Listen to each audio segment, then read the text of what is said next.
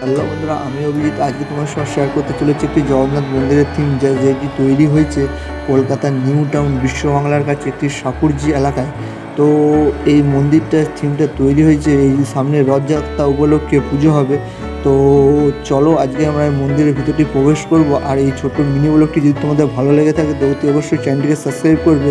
তো চলো আজকে আমরা মন্দিরের ভিতরে প্রবেশ করব। তো আমি মন্দিরে চলে এসেছি বন্ধুরা। তো মন্দিরের দেখছো দেয়ালগুলো খুবই সুন্দর সুন্দর করে তৈরি করেছে সোলার দিয়ে। তো আমি জানি না রাতটা হয়তো লাইটের আকাশে খুবই দাউ দাউ করছে, আমার খুবই ভালো লাগছে। আমি ভিতরে এসেছি, তো আমরা এখন মন্দিরের ভিতরে প্রবেশ করছি।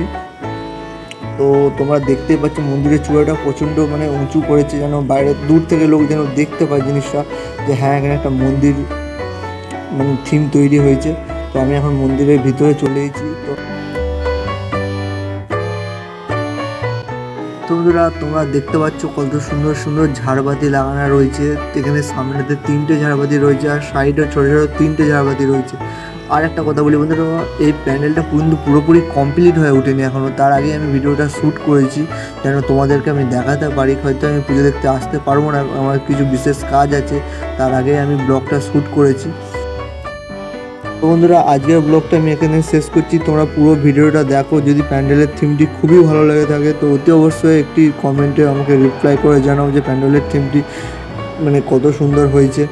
তো আজকে আমি এখানে ব্লগটি শেষ করছি, আর সকলকে জানাই যে শুভ রথযাত্রা।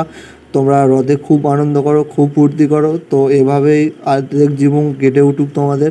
তো আজকের ব্লগটা আমি শেষ করছি। সকলকে ধন্যবাদ।